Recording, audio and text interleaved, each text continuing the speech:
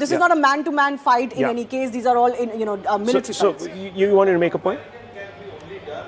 Ground attacks. Yeah. Ground attacks. The point is that... No, but this is the total aircraft number. 597 on the side of the Israelis, 551. Now, this is an interesting number. There's not much to choose. So let's talk a little bit about... But see the air power which is there with Iran is all obsolete. Obsolete. The biggest problem is that what aircraft is... They have an old origin of a Chinese and Russian version.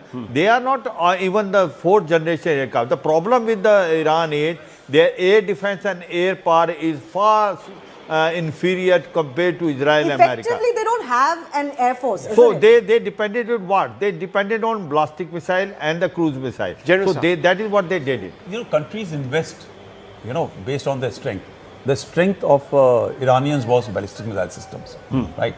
So they have invested. They don't have the sanctions of last about 40 years has ensured that they have not been able to actually build up the technology to take on a good modern air force. The second is when you're looking at the numbers, you're comparing numbers of 14th military power with 15th or 16th military power. They are neck to neck in terms of numbers and whole numbers. But when you add the two carrier strike forces, but look at the artillery and you add about 150 modern aircrafts which are there in the region. Why is there such a big differential where rocket projectors as well as artillery pieces? There's a big difference, and it's sort of... Why does Iran have much more than Israel? Okay, in this rocket projectile systems, again, I just said that a country decides on a strategy. The country's strategy was not on Air Force because that was a major challenge to build up equipment, train, fly, and so the air defense. By the way, air defense is extremely costly. Firing of missile systems are much more cheaper. So they have invested in ballistic missile systems, they have invested in rockets. In this rockets, you're not counting of the Hezbollah rockets. You're not counting what is with Hamas. That's a very important point. And then you have the naval power, 107, 62. So where is the Navy? Why aren't they using offshore? They will use the Navy, and I think they have already started using the Navy. How? I believe that yesterday night. No, the Navy is very potent of Iranians. That's the most dangerous element. They got unmanned systems, which can, they can have a system which can lay mines, which will block Strait of Hormuz for at least couple of months, if not 2 years, which has been anticipated. More importantly, they got... And submarines also, they have. The point is, this is, you see, remember that as far as Iran is concerned, the number may be there, but they are not state of art. And second thing is that what is Iran capability? Iran Navy is more of a regional, because it's more of a defensive. Now, there was a challenge, what they were trying to do, what Iran was doing, when this two aircraft carrier group has come, Abraham Lincoln, as well as US Gerald Ford. Now, they were trying to hit one of these ships. And how do they do that? They have a very good water drones. They have got speed boats. That was the challenge which was there with the American, but they have taken care of it. So the point is that as far as Iran is concerned, their Navy is not state of art. Okay, so is that the reason why, sir, the US fleet is sitting in the Eastern Mediterranean and not in the Arabian Sea? Absolutely. So the distance, the range of Iranian Navy to strike, right? If you look at only through the rockets and through the missile system which are on these fast boats, they got a range of moving about 150 kilometers deep and then firing rocket systems or missile systems which are actually flat trajectory, which are much more dangerous because it takes time to pick them up and thereafter neutralize, and they're pretty fast. The ranges are about 300 kilometers.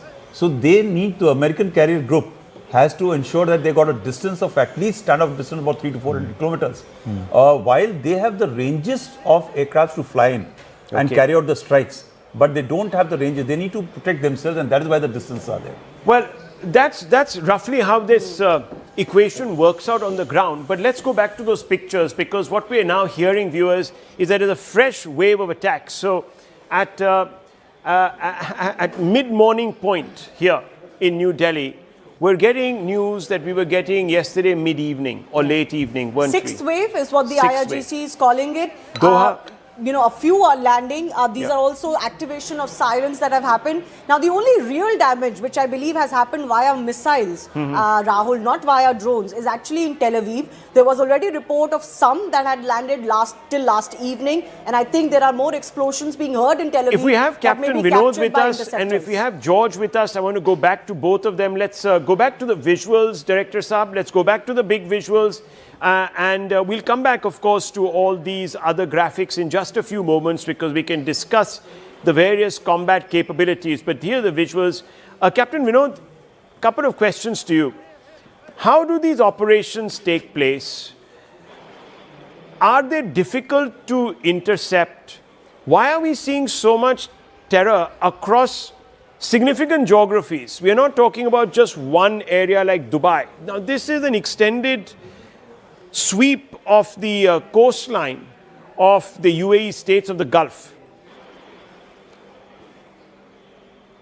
I'll just take the leaf from what the general was saying. And like I was saying earlier, the missile technology of Iran is no less. It's very potent. In fact, I feel Russians have helped them a lot. Those, a mushroom kind of a missile that you see is very similar to the oceanic missile that Russia has in its kitty. Oceanic is impossible to intercept for simple reason. Oceanic comes at hypersonic speeds. Your interceptor missile is on maximum trisonic. It's only 3 Mach. So how can you catch up with something which is flying at 5 to 7 times the speed of sound with something which is only flying at 3 times the speed of sound? Impossible. So they are those missiles in numbers is less in Iran. Those are the ones which are making it to Tel Aviv unimpeded. Let's get that part aside. You were talking about the drones, whether it is Shahid drones or Yaya drones or all kinds of drones that Iran has. They are extremely low-cost drones. Like I was telling you, I have seen one physically up and close. In less than Indian rupees, 4 to 5 lakh rupees, you can muster these drones. A point about overlooking the Strait of Hormuz, which both of you were talking about. Iran has a stranglehold from Hormuz down to where Kuwait is, the entire Gulf, because Iran is sitting on a higher mountain. So the north of this particular Gulf, if you look at this terrain in 3 dimensions, it's hills. And from there, okay, more pictures. Have a look at these pictures, Captain Vinod. Look at these pictures. These are now fresh pictures that are coming out of Dubai, I think. And that's the airport. That's that plume. Now we've gone in. We've zoomed in really from a different direction. So we're beginning to see the impact point. This is Bahrain. I'm being told this is Bahrain. Yes. So this is not Dubai. This is Bahrain. And what area in Bahrain is this? Can someone give us a bit of an update maybe from the news pit? We can have Kanksha come in or someone come in and tell us a little bit more about these pictures. What we do know is that the UAE now is telling us that they've intercepted as many as 136 missiles and over 200 drones. So now that gives you an idea of the scale of the counter-attack that Israel is mounting in UAE or Dubai alone. But this is, of course, a visual that is coming in from Bahrain. Yeah. You could estimate possibly, General DP Pandey can come in here, 200 drones intercepted in UAE, 136 missiles. This would be the same number that possibly targeted, Bahrain, Kuwait, etc. as well. Yeah, so numbers like Bahrain would have a lesser number of strikes going on, probably because it's a smaller country, smaller location. The hit has taken place on the 5th Naval Fleet Headquarters of US. It was I think they were able to intercept, but the certain elements of the explosives landed near the building, and I those believe, were the visuals we saw yesterday. Yeah, correct. So I think virtually what they are trying to do is to hit wherever possible with numbers and overwhelm the air defense which is there. No, so they're saying they've hit 27 US sites in the Gulf. Now, I believe there are a dozen bases in the Gulf that the US has. What are these 27 sites? What are we supposed to read into this? No, when... You mean, this would mean that 27 hits have taken place? Yeah. Correct.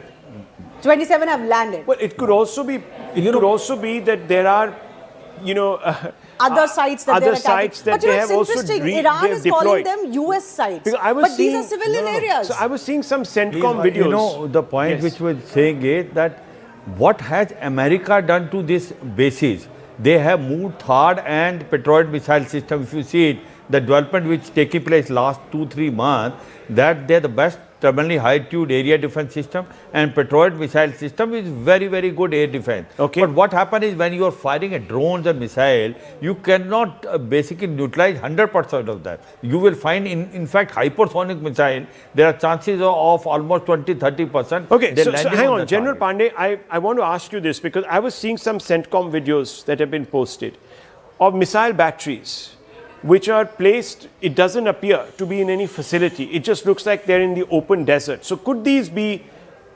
deployments that have taken place beyond the bases? Obviously, because when you're saying about sites, it doesn't mean headquarters or place. They are not centrally located.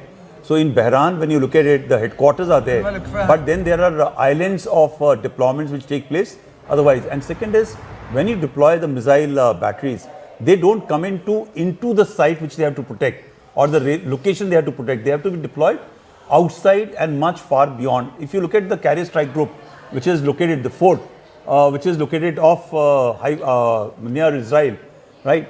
It is not anchored there. It is off, but it is providing a larger umbrella. So very, very important. Now, can Director Saab, we put this 4 window on the screen behind me so we get a sense really of this in larger than life terms. Let's put this 4 window that you have in the screen behind me so we can talk through each one of these visual elements. So what you're seeing is Doha that has been struck. This is Bahrain. This is Bahrain. This is visuals that have just come in. Shivani, these are pictures of a strike that has taken place in this current sixth wave. Yeah, I can't say exactly what this location is, but it doesn't quite look like this is some sort of a military installation or a American base. This is Haifa, Israel. This is a port city. Yeah, there of course is the damage. This is quite close to where the US fleet is. Also where some of the batteries must be, the intercepting batteries, so that the US fleet also stays safe. General. State one thing simple. Yeah. That these high expensive, high value air defense systems are not meant for Shahed strikes. Right. Shahed carries about 100. It's something like, you know, for a needle kind of a thing, you don't require a hammer to manage. So these are costly systems which will be actually against the ballistic missile system, which will carry larger load packages, which are going to be striking high value targets. It will just not be, and these are all AI, all automated control systems. They verify what is taken off, what time is going to impact, what is the load which is carrying, and thereafter they match the anti-missile system to fire. So right? on the other side, one second, General Saab, just 1 second, I'll just come to you. On the other side, viewers, is video released by the IDF. Strikes on missile launchers in Western Iran. Now, these videos have been coming out continuously, and the IDF is very good at packaging their successes and putting them out in videos. What are we seeing here? General Siwach and General Pandey. Yes. See, what happened is that when we were talking about the drones, what has the Israeli have done this time?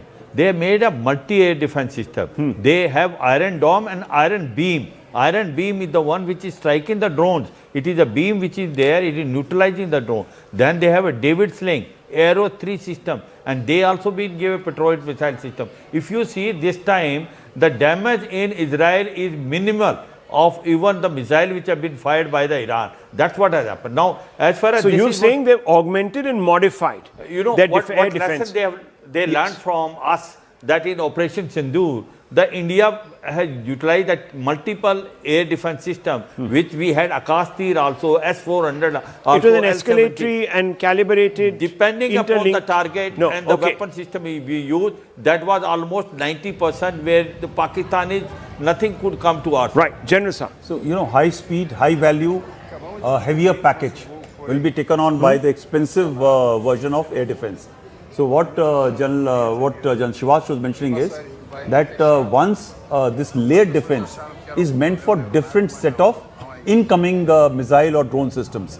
But please understand that Shahed missile, right, Shahed drones are slightly more difficult to be picked up and neutralized when they come into the form of swarms or a larger numbers.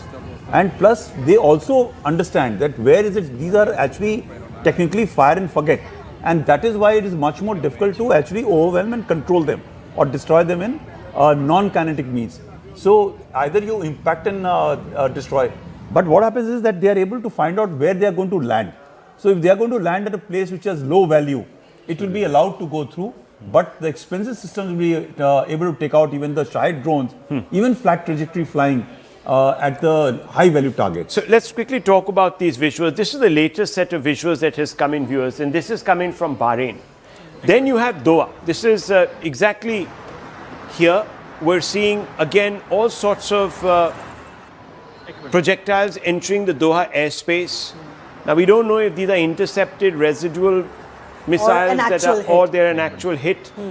We don't also know right now if this is drone or non-drone. So we need to have confirmation on that. This is Haifa, Israel. This is obviously the retaliatory. This definitely looks like a missile attack. This is definitely a missile attack. It would have to be a missile attack, and it's going over two airspaces, literally Iraq and Syria. And that's how it enters Israel. But this is also interesting because it crosses, not that there's much of Israel to cross, but it's going from west to east, and it's the eastern Mediterranean. 1,500 kilometers have to be traversed for a missile to strike. There you and go. if they have been able to breach, you look at the speed of that missile. But yet, again, I come back to the same thing. What would be the reaction time, sir? I think it's just about a couple of minutes, actually. Wow. So the aim is to actually take it out into the high atmosphere when they reach on the top. That is one of the best places. But when they are actually dropping closer to the target, there's a time they get much more confirmation, and they can use lower end of counter ballistic systems or missile system to neutralize. But is it too late by then? Is it too late by then? Will you have debris that actually, what happens is that if they are able to neutralize it, strike, then only the remnants fall. Yesterday you saw a strike which was taking place in which a large projectile came down and hit, and you had people running away from that location. So it was, they were trying to actually neutralize, but they could not. But the projectiles, explosives had not fallen, this thing, they were intact. So it was a localized, not a very high profile. Missiles need to hit with the speed which they come. You're talking about that street, I think that was Doha, living quarters. Correct. There were a large number of people who were saying that, look... the issue which we need to see is that how much information is actually coming from Israel. Right. All these images which are coming are coming from other Gulf countries. This is again, in today's narrative warfare, it is important to show that these areas are being hit and they need to respond to Iran. Right. Israel is not showing exactly that. So there are mind games being played, says General Pandey. Very clever mind games that are being played. You know, one thing more in that, the civilian area do not have that much air defense system. If you are hitting a civil target, it is very easy to hit the target. And that is where it is making a difference. When you are hitting a military target, it has got air defense system. That's why you find in Israel, the targets are not being hit, they have been neutralized. In the sense, all the missiles, drones by and large are neutralized. But when they are hitting Doha, they are hitting other places, whether Saudi, UAE or Bahrain, you are finding hit are coming. Why? Because the air defense system is not there in civil area. That hit in Haifa looks pretty serious. Haifa also, yes. The point is that the swarm system which is there, that the drones or missiles, when they fired together, it is impossible for any air defense system to neutralize. Yes, but you know, we've also got updates that in Tel Aviv there are a lot of interceptor, missile, audio, etc. that can be heard, sound because of the interceptions that are taking place. Air raid sirens are now blaring in Kuwait, after Kuwait is also seeing possibly a fresh wave of these drone or projectile missile attacks. By any account, Iran cannot keep this up for too long. As far as we know. So this is going to be possibly a last-ditch effort, and I think by what our experts have pointed out, the harakiri that they've committed by attacking all of these Gulf countries. I'm going to show you what is being targeted now. We're going to get the over the shoulder camera very soon onto this map, and if you just have a look, Shivani, these are some of the areas, and we're just going to get the OTS here. These are some of the areas, and this is a map that has been put out by Iranian state media, which is being reported by the Wall Street Journal staff report. So this is a graphic which we will just put out there. You can see the Erbil Air Base, which is in Iraq, Tel Aviv. You have the Ali Al Salam Air Base in Kuwait. The US 5th Fleet is here in Bahrain. You have in Riyadh, you have strikes there apparently. Al Udeid Air Base, which is Qatar. and then you have the Al Dhafra Air Base in UAE. So let's have a look. Let's come in. Let's come into the frame. Let's go into this and let's hang on to this and show these are the areas that we are talking about. Viewers, this is what I want us to focus on. Director Saab, can you please cut to this camera here? Wonderful. There you can see it. Now, if we can just get the resolution a little better on this, you can see the Erbil Air Base, which is in Iraq. That's Iran there. That's Tehran. It's pretty much on the same latitude. So it overlooks the territory of Iran. And this is, of course, you're looking at Western Iran. Here is the Ali Al Salam Air Base. If you can zoom in more, sir. There it is. There it is. And that's Kuwait, just opposite that strait. There's Bahrain, the US 5th Fleet, and there's Qatar, the Al Udeid Air Base, and there's Dubai. So this map we're just going to put out for you, viewers, on the screen to give you a sense of the geography that is right now facing the Straff from Iran. And that is something that, viewers, we're going to be keeping an eye on. That's what we're going to be keeping an eye on. And these are the areas. These are the areas that are being harried right now by the Iranians. Now, whether this will lead to the Americans and the Israelis pulling back or not, we don't know. But clearly, as of now, they are trying to, at some level or the other, saturate the airspace over these areas, maybe because they are trying to distract General Pandey. The larger weapon systems, the radars of the United States and Israel, maybe they're going to conduct something bigger. Is that possible? Yes. During Lion Rise, one very major lesson which Israel drew, and possibly that led to a certain degree of de-escalation, was Israel's entire air defense systems where actually they fired the best systems quite early on. And that is why, if you recall, in the later stages, the Iranians were able to breach the air defense systems of Israelis and land quite fatal strikes. And this time, I think that is why they have gone for one simple calculation, that they will firstly surge the production and ensure their missiles are this thing. And now they will be only targeting the ones which are relevant, which are going to strike high value targets. So this is a change in possibly a strategy which Israel has taken. They need to conserve, because in last about 7-8 months, Iranians knew that they are going to face this war, come what may, because talks or no talks, they were quite fully prepared. They didn't want to change their strategic orientation, and Americans were going to come after them. And therefore, they have done well enough for themselves. Actually, just because they have taken out Khamenei and the top leadership of this thing, the regime has not changed. The response are going to continue, and this is not going to end very well for either of them as of now. Well, let me also tell you that there are some releases that are now being put out by the MEA. So we're going to try and go out to those. We're trying to get connectivity here in the studio so I can open that link up. But I'm just trying to go straight in because there are updates coming in, advisories mostly. Shivani, that are being put out there by the Indian government, telling various people that part of the diaspora, huge diaspora, isn't there, in the Gulf? Yes. Millions. Huge diaspora, millions of Indians, 90 especially lakhs. in these geographies that we are looking at right now. Are there. 90 lakhs, which Yes. means 9 million. 9 million. million is there, and they are all across. And the point All across is, these countries, all from across. Kuwait to And also Saudi remember Arabia, another UAE. thing, the oil which is coming from this area is about 40%. Now, if Strait of Hormuz is blocked, the India is also going to be hit very hard. Not only that, the rates of oil will also go more than $100 per barrel. So there are challenges as far as we are also concerned. What happened to Chabar port? You know, the one which we are operating, that will also be now a question mark. So there are a number of issues which will happen due to if Actually, this the war issue of prolongs. oil is very interesting, because what happens to everything that has been going on in context of the tariffs and the Russian oil, given what has now transpired and what with the Strait of Hormuz. So I have to ask this question now. It was passed off as a preemptive strike, General Saab. This is not a preemptive strike. This is some sort of an offensive strike. This was a strike that left no options open for diplomacy, General Pandey, because I don't see, even after the transition that we've been talking about, this 3-member council that has been set up, led by the grandson of the Grand Ayatollah, the founder of this Islamic regime, and so on and so forth, Muhammad Mojtaba Khamenei. Mojtaba Khamenei. there seems to be no lifting of the foot off the gas. These Iranians are pretty set on continuing. So please understand, let me just give a context how the strikes have happened. And if I understand, and I have read enough about the Israelis and Americans, and that is how a powerful or intelligent nation should operate. This whole talks, schmozzle, gossip or facade or charade was ongoing to find the right time, right opportunity to strike, right?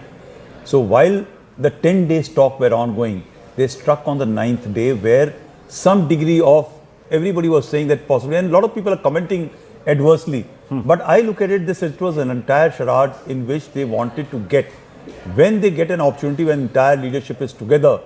Yesterday, the first strike went at the time of 8:15. It was in the morning. Generally, the strikes happen in the night. They went through at 8:15, in which they got entire top leadership of Iranians. So I think they were pretty committed. Committed. On that point, Iranian parliamentary speaker has come out, prepared ourselves for all scenarios.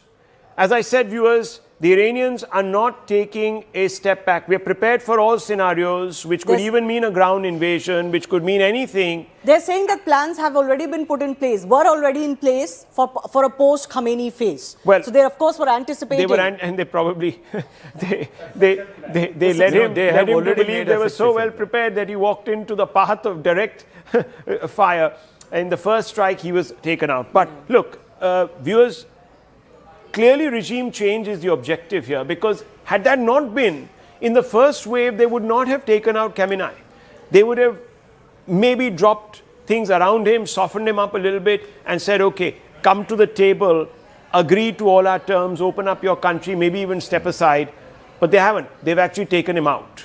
You know, the problem is that when US is talking about regime change, there is not possibility of regime change until there are ground troops which goes there. Yeah. Boots on ground is very important. Now when you have such a head, there can be regime collapse. Someone else will take on. There is a succession plan. So thinking that the government which will come... You might carry out a decapitation strike in the hope that others who are more amenable to you. I'm not saying in the classical sense that you are there to guide a process like you were in Iraq. But General Pandey, this is a political choice. I'm just talking about not a military choice. This is a political choice. This is a political attack which has been given the gleam of something bigger.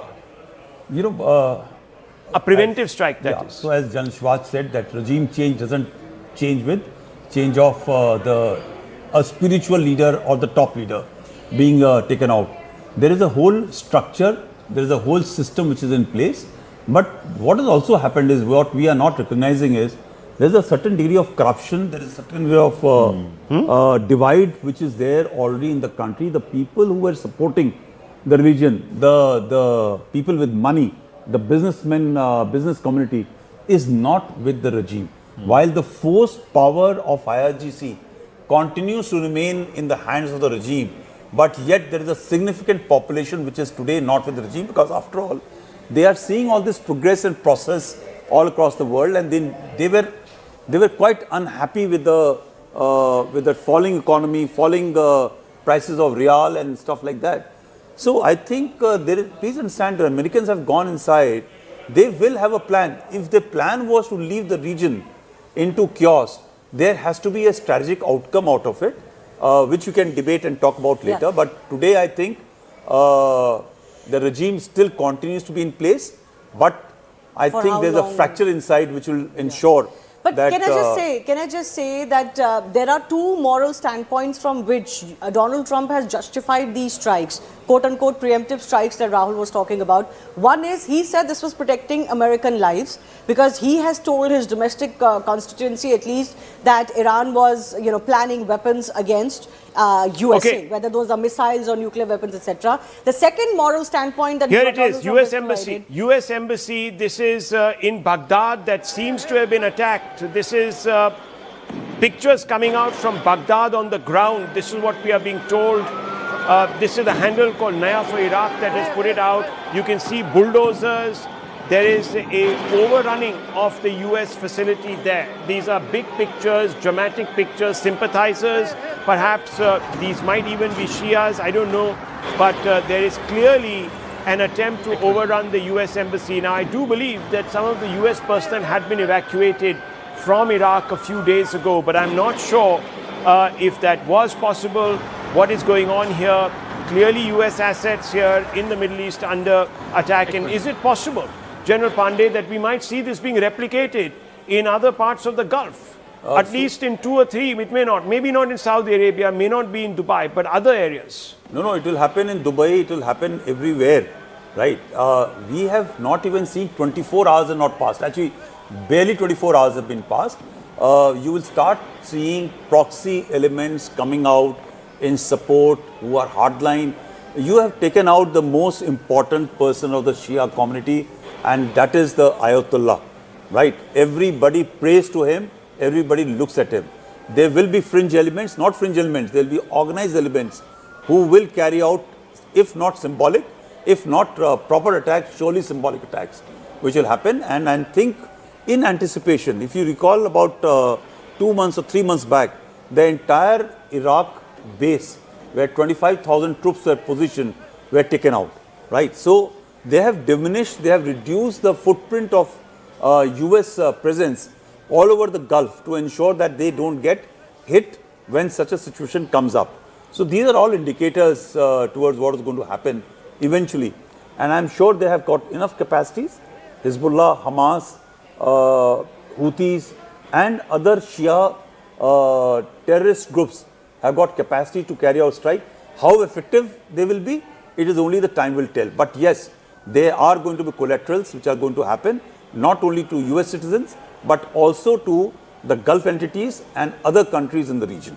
The another point is, as far as wherever there is a more Shia population, why it is happening in Iraq? Iran has about 55 to 60% Shia population. For Shia population, Ayatollah al Khamenei was a religious and supreme leader. So wherever it is a Shia population, you will find such sort of action taking place by these certain proxy groups. And how much they will be affected, time will only tell. It can start in Syria also. It has started now in Iraq. But I think in Sunni-dominated countries like Saudi, UAE, Oman, Bahrain, there the chances of such thing happening are very, very less compared to where there is a more population of Shia. Yeah. The visuals, of course, speak for themselves here, Rahul. As far as that US base in Iraq is concerned, there is this Iraqi resistance, that we've mentioned earlier as well, that was trying to, of course, get into this conflict. It is a Shia-backed Iraqi resistance, isn't it? Backed by the Iraqi I'm trying to get hold of voices now. We need to connect to people in Bahrain, in the UAE. Lots of Indians living there. I want to find out really what's happening. What are they perceiving on the ground? Are they safe? Are they not safe? Let's get that connection going. But here it is, viewers. Dramatic visuals now coming in from the center of Baghdad, the US Embassy there. We're going to try and pull out a map and show you where the US Embassy is exactly in Baghdad in just a few moments. But these are visuals, dramatic scenes. This is the beginning of a pushback at a popular citizen level. I don't know if these are ordinary citizens or if this is the resistance, if these are people, but certainly they don't look like militia. They could be plain clothes, I don't know, but they certainly don't look like militia.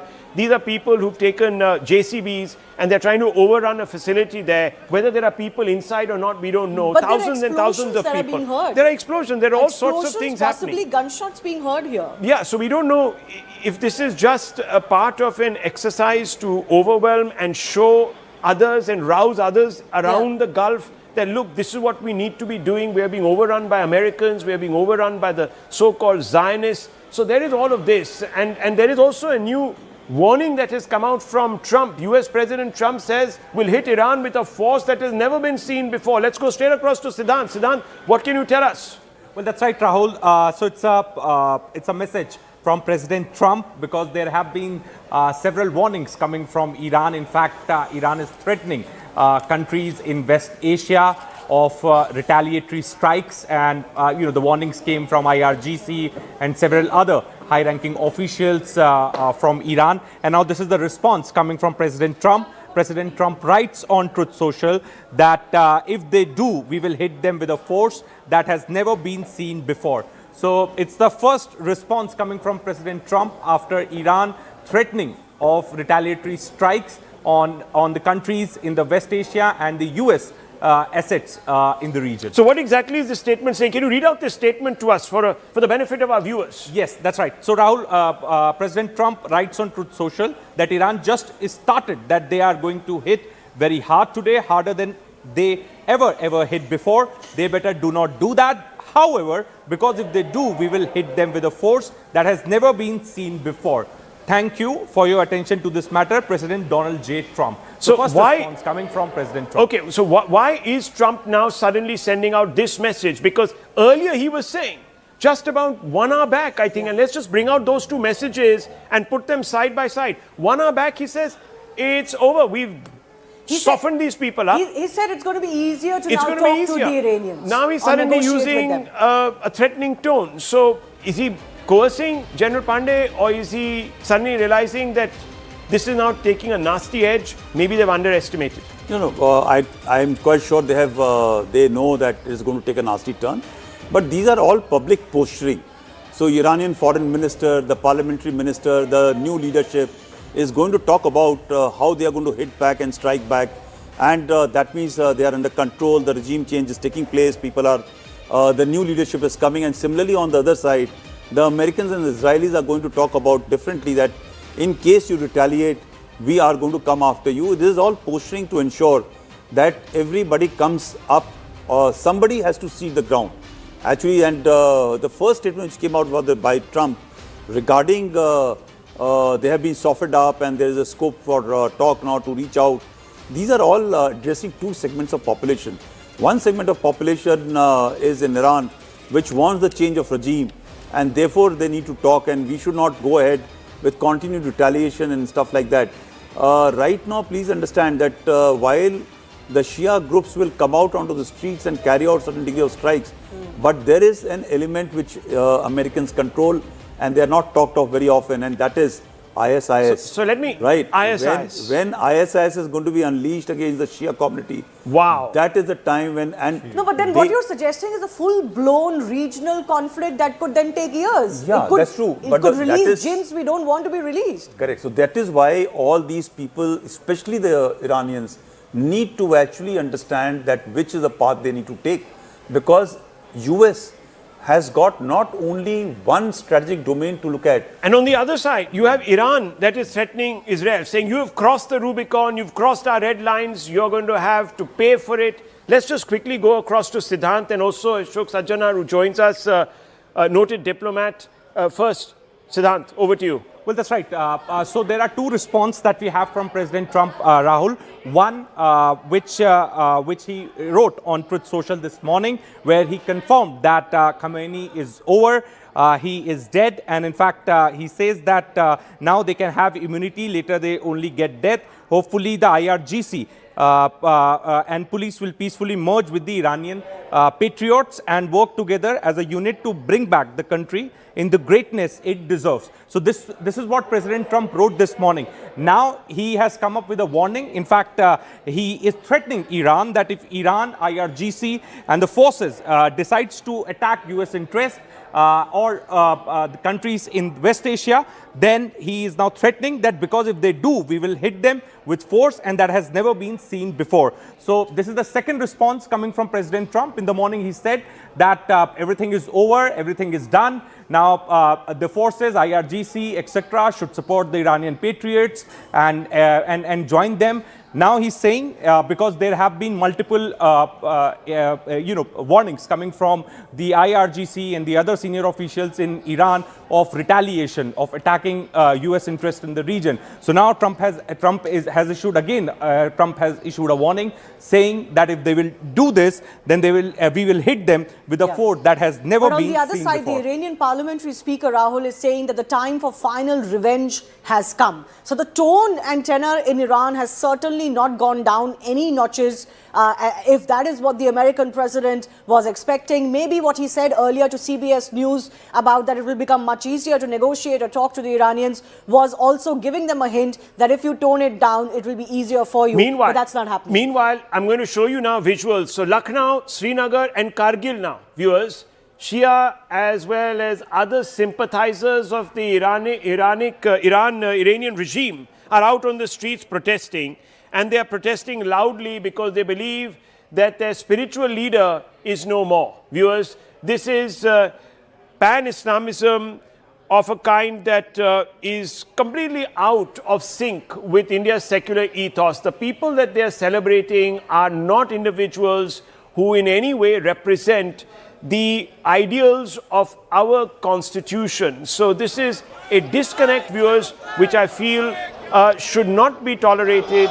These protests should be actually controlled, shut down, because the last thing we want is a restive population here that is trying to milk this for political gain and create instability in our country. This should be stopped. This should be post-haste put an end to. All of these are pictures now coming from different centers. So you have Kargil, you have Srinagar, you have Lucknow, you have all these centers. General Pandey, what is going on? This is ridiculous. These people These are men and who are women out wailing with the pictures the women of the... who are wailing here are the same women who in Iran were butchered, massacred for standing up for basic rights. What is going on?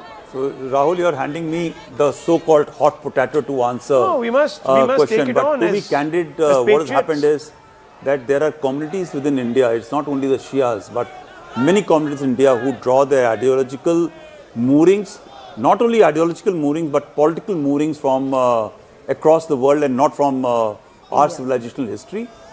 This has been allowed to be nurtured for political gains for last about 70 to 80 years in our country, and suddenly for the present government to change that line of thinking is impossible. So I guess it is sporadic. It will blow out. Okay. It should be allowed to be released rather than getting contained. Okay, so you believe let them let off their steam. Okay, viewers, I want to bring in Ashok Sajjanhar. Thank you. Good morning, sir. Thank you for being so patient with us. It's been a crazy last 24 hours to be very honest with you. No one thought we would get up at 3 in the morning. I was woken up at 3 in the morning to be told there's been a decapitation strike on Khamenei. Was this really a preemptive strike then? Mr. Sajjanhar, this doesn't look like a preventive strike to me. This looked like something greater. Thank you very much, Rahul, for having me. I compliment you that you've been up since 3 o'clock, but still, your levels of energy and enthusiasm continue to be as strong as ever. So my compliments to you. Definitely not. It was not a preemptive strike. It was an all-out war. It was an all-out conflict. I think the preemptive strike of any nature would have happened last year in June when the 12-day war took place. This was, after Bibi Netanyahu visited Washington, D.C. and he had conversations with Donald Trump. Both of them decided what the plan of action was going to be, how they are going to do it in concert. If you permit, I'll just make 2 more points. Number one is, there are 3 segments who will definitely rise up wherever they are against the action that has been taken by Israel and the United States, particularly in terms of taking out Ayatollah Ali Khamenei. Number one is, of course, the Shiite population, the Islamic population, as far as, those who are extremist Islamic in Iran. They will, of course, continue to oppose whatever is being done by US and Israel, because it is an existential threat as far as their own survival and their own continuity is concerned, because they have invested, they are identified so very closely with the regime that was being led by Khamenei. Second thing, as far as the Shiites are concerned, the world over, you talked about India, we've spoken about, in Iraq, there is a very large, around Basra, at the estuary of Tigris and Euphrates, there is a huge population of Shiites. And that is why you remember even in the Iran-Iraq war that took place from 1979, etc., there was a lot of support for Iran, even from those sections of Iraq. So wherever they are, whether it is in Iraq or they are in Bahrain, mind you, there is a significant population of Shiites in Bahrain also. So they will definitely rise up because their supreme leader has been taken out. The third element is the elements of the axis of resistance that have been there, that have been set up by by Iran, whether it is in the Houthis, whether it is the Hamas, whether it is the Hezbollah, or it is in elements of Syria, in Iraq. They will also rise up. So I think we should be quite prepared for that. I'm sure Israel and the United States would have been quite prepared for that, and they will deal with it appropriately. These are sort of, just the changes that are taking place. Now, what Mr. Trump might have expected, that his exhortation to the people in Iran to rise up, but they need a leader who they can come behind. But there is no leader. So that is why, if you have no plan for the day after, the situation is bound to be messy. And this is what I had mentioned on your channel yesterday, that this is what we can expect. There is going to be very messy things happening in Iran. Rahul. So viewers, we have a situation now where this is beginning to spread further afield. Now, we're also being told that there are air raid sirens as we speak being sounded in Tel Aviv, and clearly there is a pushback also happening. So we are not only seeing attacks in the UAE and in other geographies of the Gulf, specifically in Doha, etc., but we're also seeing a pushback by Iran over Tel Aviv. And air raid sirens, you can beginning to hear them. Friends, you can hear them in the background. Those are being sounded across Tel Aviv. And we just were speaking with George a few minutes back, whose daughters are in Tel Aviv, and they are still in the bunkers. They are right down there. Sanjay Suri, our man in Tel Aviv, is also in a bunker. We're going to be connecting with him very soon, in another 20 minutes or so, when things become a little calmer there. Right now, all communications cut off. But these are the pictures that we're getting from different parts of the Gulf. And Tom Cooper is here with us. Adrian Fontanellas is here with us. Both of them are military historians, experts. They know this game inside out. So, Tom, what are we seeing? Why are we seeing these geographies being struck? I mean, look at these. These are drone attacks, we're being told. They're causing a bit of damage. Is this psychological damage more than physical damage, or is it both? And why are these areas being targeted? What we actually see is just a little bit of what is going on. We see perhaps one or two drones here and there, but actually there are dozens of drones. We see perhaps one or two missiles coming down, well, actually there are dozens of missiles, but many are shot down before they reach their targets. So what Iran is doing is precisely what Iran was planning to do all the time, in the case that it finds itself at the end, at the receiving end of such an attack like these days. It means for Iranian leadership, all the red lines have been crossed.